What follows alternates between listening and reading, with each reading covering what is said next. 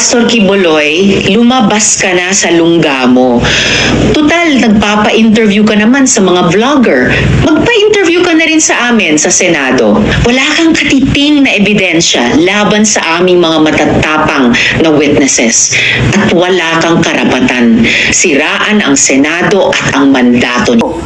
Nga naamo diya sa Amerika. Kamoy akong isaligan kay kunuhay warrior mo nga parehas na ako. Mga buutan mo, mga kuyaw kayo mo, mga agi. Pagkatapos, makadungong kong report kariwani, blackmail ko ninyo. Mga yawa mong dagko. Sa akong gibati karon nga inyo kong gitaya. Isa ka mali, isa ka grupo diha, makulangan ang atong goal. Ako ang malubag anak. Ako'y mutubag anak. Ako ang nakataya ang akong pangalan, nakapirma ko aning mga tseke, nakapirma ko sa bangko. Asa ko ninyo ibutang, kadelikado sa... Oo. Kapag meron daw isa sa kanila na hindi makadala ng goal nila, talagang nilalagay si Kibuloy sa alanganin. Kaya, yan nga, sabi niya, nagmumura na si Kibuloy. Narinig niya yung mura niya. Hindi ko na lang sabayan yung kanyang mura, pero naririnig niya yun na itong mga to ay dapat talaga they deserve death, no? Dahil sa hindi pagdala ng kanilang goal. Akong kahintang nga ako'y nagpirma, niya nagsalig ko sa inyo nga inyong buhaton ang inyong bulaton ingon nga mga worker diha. Bantay mo sa akong gibati karon sa mga nagapatalimagbag diyang kapabugat, imbis na mutabang sa grupo, imbis makig-usa sa grupo, sila na hinuon ang nahimo mga babag sa grupo. Ang akong gibati karon, dili ko niyo makitas na wong. Pero kamong duha, amot na payuban na diri, pero kining duha, kining Judith ada sa kanay mong gihimo. Dapat iurong na kagabi ba? Dapat patay na kagaroon sa physical ba? Ikaw po. Imagine, sabi niya, ito daw si Judith Adasa, dapat namatay na yon nung gabing yon, physical death. Imagine, dahil sa ginawa kasi nga, yung mga cheque, yung mga transaction na pinirmahan na ni Kibuloy ay hindi na-cook up yung kung magkano man yung amount na pinirmahan niya dahil itong mga workers na ito ay hindi naibigay yung kanilang mga goal. Kaya nagtataka si Kibuloy, bakit buhay pa ito? Grabe. Tusa ka, ikaw kung Olivera ka, maugya ko na imong agi diha. Kaya nagunod-unod ka, ang imong utok na puno sa unod. Ang rekomendasyon dari sa tuwa, gwapo kayo mo, gwapo ng mga seller, makakuha sa goal. Ikaw kung santusa ka, maugyapon. So guys, unod-unod, i-mention unod-unod. Ano ba ibig sabihin yan? Yung unod-unod, yung laman daw, ibig sabihin, itong mga workers na ito ay nagkaroon ng involvement sa opposite sex. Kunyari, nagkaroon sila ng relationship. Yan ang unod-unod na ibig sabihin ni Kibuloy. Pero siya guys, ay libre siya sa mga unod-unod. No, libre siya pagdating sa physical longing ng kanyang flesh. No, yung flesh desire niya. Yung tawag nito, yung gusto niya na isatisfy yung kanyang pagnanasa ay hindi yon fleshly sa kanya kasi spiritual nga siya. Siya nga ang Gentile na Jesus. No, lahat ng mga ginagawa niya ay spiritual. You have to translate it or understand it in a spiritual way. So, kung ikaw ay ginalaw ni Kibuloy, hindi yan tawag na sex, hindi yan tawag na panggagahasa, kundi yan ay pag-aalay para sa yung spiritual na buhay.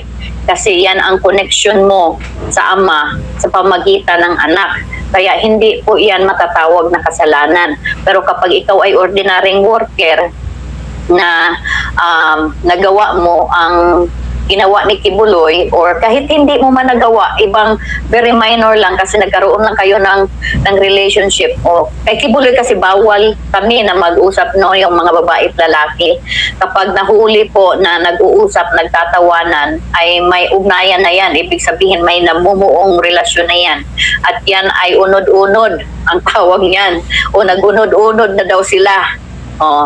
Kasi mayroon ng connection na nangyayari. So kapag yung mga ordinaryong worker ay nagkaroon ng unod-unod, bawal yan.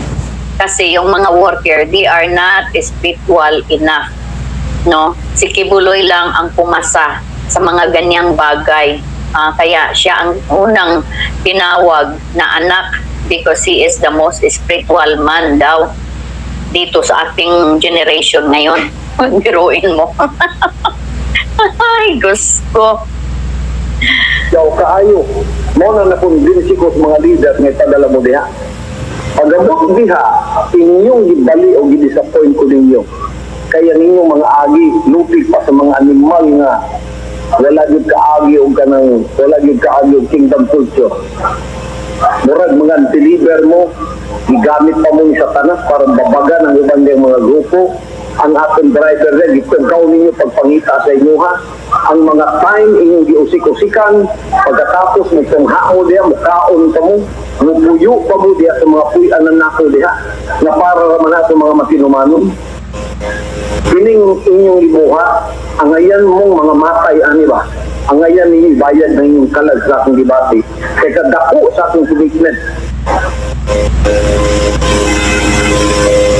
So, ang laki daw ng kanyang commitment. Yung ginawa ng mga workers, kulang pa yung kanilang mga kaluluwa ibayad sa ginawa nila kay Kibuloy na hindi pag-submit o hindi pag-coop up ng kanilang goals at the end of the day. No?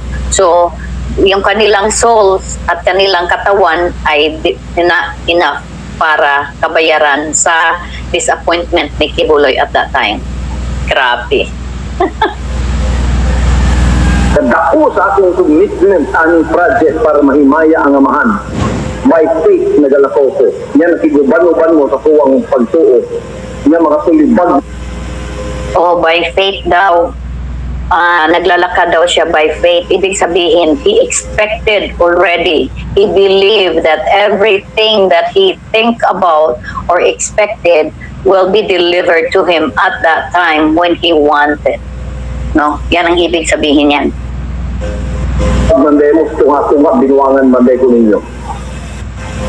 Bahalag kung sa inyong buhaton diha. Basta kay ang at the end of the day, ang inyong goal na kuha ninyo. Musubra pa unta inyo para ako malipay ko diri nga makatulog kong maayo nga ang akong pagsalig diha wala. So dapat daw mag-exceed pa sila sa kanilang mga goals. Para daw siya ay makatulog sa gabi kasi kapag hindi sila nag-exceed sa goals, hindi siya nakakatulog, guys. Kapag na-cope up mo lang yung quota mo, you are just following the order. You nothing yet. Oh my God, grabe to si Kibuloy. Kaya guys, please subscribe sa ating channel. Okay, patuloy natin. Oh my God. Wala na usik, wala na binuangan. Blackmail man ang inyong ginahimo. Panawad, dili dahil ko makalupad diya para ulataon ka mo. Para pakaulawan ka mo, para lunalan na ako ng inyong ulo diya. Maunang nakaingo na lang kung Okay, blackmail daw yung ginagawa ng mga workers kapag hindi nila naibigay yung kanilang goal. Kasi si Kibuloy, hindi siya makakalipad dito sa US para sila ay paluin ni Kibuloy o tawag nito, yung ihit yung kanilang mga ulo, sapakin, para sapakin sila. Hindi daw magagawa ni Kibuloy yan, kaya nanggigigil siya sa galit.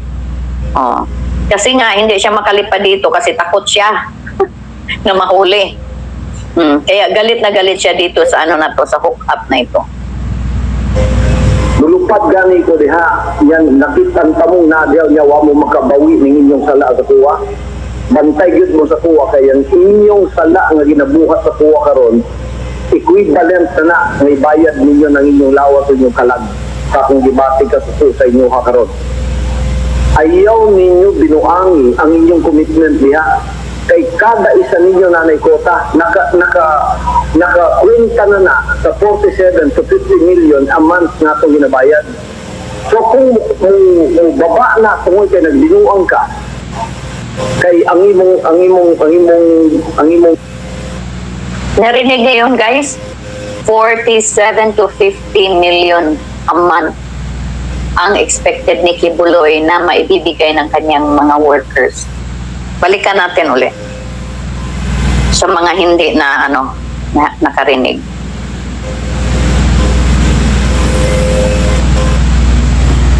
ulataon ka mo para pakaulawan ka mo para dunalan natin ng inyong ulo diha.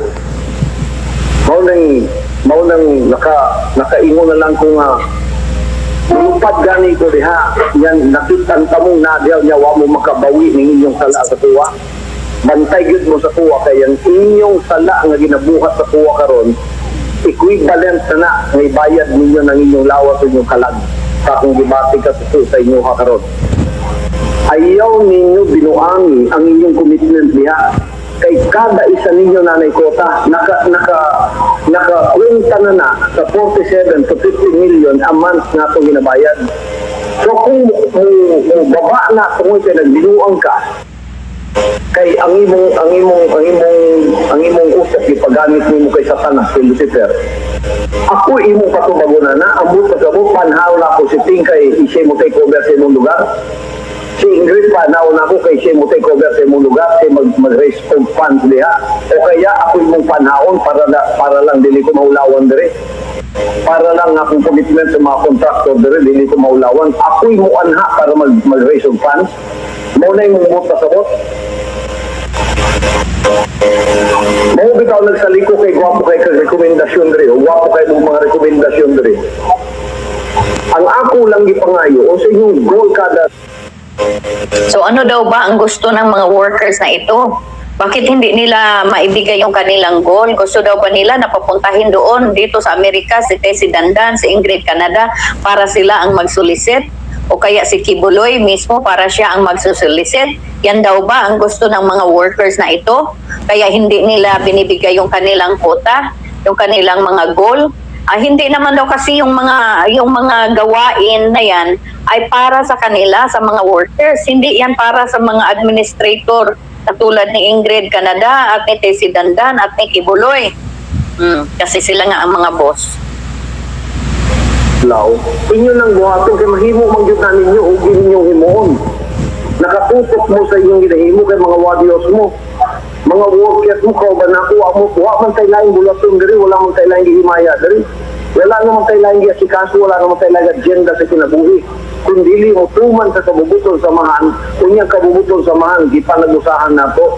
Karon pinakadakong project na atong gitubang dili ta maka-afford na naay magbinuang bisan usa sa inyo diha. Nga layo pag yun kayo mo kay dili ta mo desisyonan dayon kay kinsa ipuli sa inyo ha. Magbinuang tamo pariwana naamoy kapuli.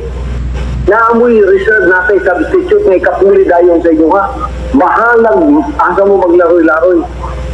So ang akong sultian na So sana daw, kung itong mga workers na ito ay hindi kayang ibigay yung kanilang daily goals, sana daw ay makahanap na agad ng kapalit. Ang nangyayari kasi wala silang ipapalit sa mga workers na ito. Kasi nga, yung immigration kasi dito sa US, nakatutok na sa kanila. Kapag ikaw ay galing dyan kay Kibuloy, denied. Kaya nahihirapan si Kibuloy na magpadala ng mga panibagong workers dito para lumikom ng pera, para mag-shera. Alam niyo yung shera? Ang shera, ibig sabihin solicit yan. Yan yung code na ginagamit nila, shera. Alright, let's continue. kami magbinuang diya ka dili mo uli sa oras, dili mo uli sa time. Ayaw ninyo pangitaa. Pag balik diya, ayaw ninyo dawata. Ya dili na ko na siyang kunom. Bahala siya sa kinabuhi diya sa Amerika. Pagka gi-blackmail ko ninyong pariwani. So, itong mga workers na ito, kapag sila daw ay na-trouble dito sa US, ay hindi daw sila aangkinin ni Kibuloy na sila ay member ni Kibuloy o hindi nila tutulungan ang mga ito, no? Kasi mga diablo nga daw. Dili ko mo ang kunin mo, dili pasagkan ka kawasa sa gikan, di ko mo ang kunin mo. Pagka gi-blackmail kunin mo niya, layo kayo ko, ako mahimong desisyon nga mapulihan dayon ka diya para ang kota, ang bond na to kada adlaw, maulipan. Kay dako kahit kag commitment diri sa Pilipinas, dili pwedeng mapakyas ang kada bulan nako diri. Kaya nakakwenta na tanan, nakakwenta na ng gold Tibok Amerika, nakakwenta ng Tibok gold sa Canada, nakakwenta ng Tibok gold diya sa Asia, diya sa Europe, o diya sa Pilipinas, nakakwenta na tanan. Mo nang dili ta maka-afford ng dunay usang. So guys, hindi ba yan human trafficking? Sabi niya, nakakwenta na daw lahat, yung sa Canada, dito sa US, sa Asia, at sa ibang part of the world, yung mga quota nila, nakakwenta na, expected na yan. So guys, is that not a human trafficking? Ano ba yan? No, yung isda talaga nahuhuli sa bibig. Oh my gosh. No, sabi nila, wala daw human trafficking na nangyayari. Oh, doon sa loob. Pero si Kibuloy mismo, sinabi niya, expected na yan. Yung mga goal ninyo sa Canada, sa USA, sa part of Asia, at sa ibang part ng ng mundo. Pakyas ninyo. Pagkanayo sa diya, ako yung gisakit. Adil niyo gisakit yung leader diya, gisakit ninyo. Dili. Ako inyong gipasakitan. Kaysa ako nga diretso, ako yung nakapirma ka sa mga chiki direct. Mo mga walang hiya mo diya, kamong mga naga-blackmail sa akong bulasyon, kayo mo mga naga-binuang, lalaki mahimo, murag iiktan ninyo akong kamot. Pagpantay yun mo ha, kay nga no, ang inyong kalag may akong bayad na. Magampu ko nga, hindi mo makauli dari, magamatay mo diya. Gusto Imagine guys, narinig niyo yun? Manalangin daw siya na mamatay itong mga worker na ito. My God! Can you imagine yan ang Jesus Christ in the Jewish setting? Makademonyo. Pero yung Jesus Christ na original sa Jewish setting, sa Gentile setting, ito si Kibuloy. Sa Jewish setting, ito yung original na Jesus Christ na tagapagligtas natin. You know, napuno ng pag-ibig, pero si Kibuloy puno ng hatred. O imagine, manalangin siya na mamatay itong mga workers na ito dahil hindi nakapagdala ng kanilang mga quota. Anong klaseng pastor ito? Anong klaseng savior ito? Kaya pala, ngayon is a time for reckoning. Dahil, sabi ko nga sa inyo guys, he ruined so many lives. No, mga buhay ng mga tao. Niruan talaga niya. Sinira niya. Patuloy natin. Ilang minutes na lang to. magampu ko nga inana kaya nga akong debate karon tinunglo mo kay yo kung gina-blackmail ako yung ginatayaan diri ako yung gibutag-taran diri ang inyo lang buhaton unta kating sayo na tumano lang ninyo ang matag individual goals ninyo wag yun tay problema niya mahimaya pag yun ang amahan yan na pag yun maka-afford magbinuwang parehaning animal na Judith at dansa o kining karantadong libertad tusa ka tinunglo ng inyong mga kalag kamuto sa inyong pagbawi sa inyong sala anytime adlaw-adlaw mapakyas mo sa inyong mga bulaton di asa full-time miracle workers na committed mo sa bulaton sa anak mura mo si Sapira o Gananyas nagka-commit mo pero dili tinuod ang commitment yan mo commit mo kung nagkabalubos tunga dili tinuod ang commitment. Sabi nyo kasi yung bibinuangan na ay yung kalag may yung bibinuangan pero ako yung gitaya kaya nagsalig ko sa inyo ha ang kasakit akong pagbati dere kaya ipasaligan ko bisan wako kita sa inyong mga tagboy pati mga coordinator sa inyo ipasaligan ninyo pagkatapos ang binuwang raday mo nagtinarantado raday mo diya sa Amerika pagkadako na po gasto sa inyong mga buang mo pagkatapos yung nanapay yung pagabuhaton diri wa ako ako'y laing kasulti karo sa akong debate ang mga reporter nga ining duwa ka tao diri amo tungkin sa paninguban diri. Pero kining minsayan ako para ni sa inyong tanan. Kamong mga matinunganon diha, ang amahan manalangin kaninyong tanan. Kamong mga nagatuman sa tuwa o niya, nagahimog yun sa kabubuton sa amahan. Ang amahan manalangin kaninyo. Wala ko'y laing kasulti ninyo kundi kauban tamos pagalagat, ang langit ninyo ha, ang himaya sa amahan inyong yatiman, o ang pagbati sa anak inyong giprotektahan, pati ang akong tungog din nakita ninyo na, sa kundi nyo buhaton na inyong bulaton, ako'y manubag. So kamong mga kauban na kung matinumanon o loyal niya nakaputok sa ilang mga kaugalingon ng mga bulaton kada adlaw, muuli sila, matinumanon, victorious kayo sila. Ang full nga panalangin samahan, bukong pa sa inyo ha, di sa nasa umuwad ko, abri ang dalan sa panalangin, di sa nasa umuwad ko, na ay proteksyon, di sa nasa umuwad ko, ang panalangin na ako maguban ninyo, nga akong kalipay, nga akong gugma, nasa inyo ha. O kamong mga tulibagbag na nakiksagol-sagol diya, nga Okay. So yung sinabi niya guys, ang tagal na no, puro Bisaya yun. Pasensya na. So, ang sabi niya, sa mga workers na obedience, pinoclaim ni Kibuloy ang blessing sa kanila. Kasi nakikisa nga sila sa laban ni Kibuloy, sa layunin ni Kibuloy, na kung saan ibigay nila yung kanilang mga goals. Pero sa mga workers na hindi makapagdala ng kanilang mga goals, dapat sila ay mamatay at that moment. Yan ang sinabi niya. Pero sa ibang mga workers na committed at na kayang ibigay yung mga goals daily, sila ay pagpalain ng Ama dahil sila ay nakapagbigay ng kaligayahan kay Kibuloy. Nakapagbigay ng kaligayahan sa ating Panginoon. Grabe. mga anak ni Satanas na nagpakaruning nun, di na lang na ako, isulti pa ba na ako sa inyo o sa tunglo ang akong i-pronounce sa inyong ulo? Isulti pa ba na ako mga anak mo sa anak mo ni Satanas? Isulti pa ba na ako unsa yun ang inyong silot na dawaton? Ang ako lang gibati, kanang inyong binuangan kong pariwani, kasiryo sa tumulaton, equivalent na nga namatay mo. Bisan mo uli mo diri, di mo kabawi sa inyong sala. Sa tubangan, mga patay na mo. Parehas mo kay Sapira o Gananyas kung nagbinuang.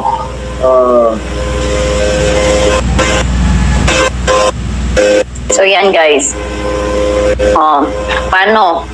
Yan ang Jesus Christ in the Gentile setting. Ang galing, di ba? Savior na savior talaga yung yung personality. My God. No, nakakaawa. So hindi natin nabanggit dito bakit tinawag natin si Topacio na jumping monkey. Ano bang story behind that, no? Si Topacio daw kasi, ang sabi, siya naman mismo nagsabi doon sa sa rally nila. Nag-jump pa nga yan si Topacio kasi sabi niya, nalangin daw si Kibuloy, hinipo daw yung kanyang paa kasi hindi daw, namaga daw, hindi makalakad. Hinipo daw ni Kibuloy, ngayon kaya niya nang tumalon-talon. Kaya nagtalon-talon siya doon sa rally. Grabe no, pero yan si Topacio, yan parang iglesia yata yan, iglesia ni Cristo.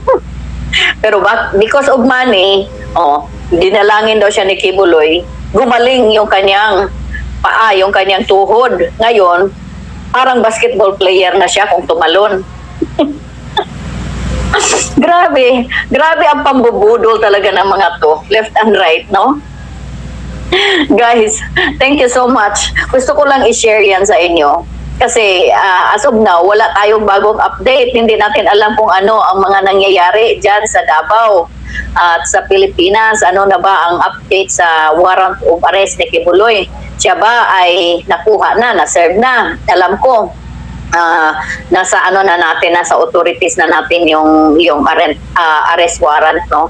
So execution na lang, at ngayon pinag-aaralan nila kung ano yung the safest way na makuha nila si Kibuloy. Kasi nga, sabi na manlalaban daw sila. Sabi ng mga workers, yung mga buhay daw nila ay walang saysay kung hindi nila may paglaban si Kibuloy hanggang sa dulo. Kaya naman, ito si Topacio hanggang sa dulo, tumatalon-talon na parang rabbit. Oh my gosh. So, guys, nakakatawa na very suspense at the same time itong mga pangyayari, itong mga development ngayon. No, so just yesterday natapos na yung meeting natin sa ibang mga bigatin na mga witnesses for the coming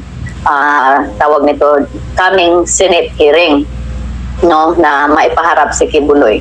So we are excited, guys, to share that with you. Pero sa ngayon, abangan natin kung ano ang mangyayari kay Kibuloy, kung kailan siya makukuha ng ating mga authority para maipaharap sa atin, no.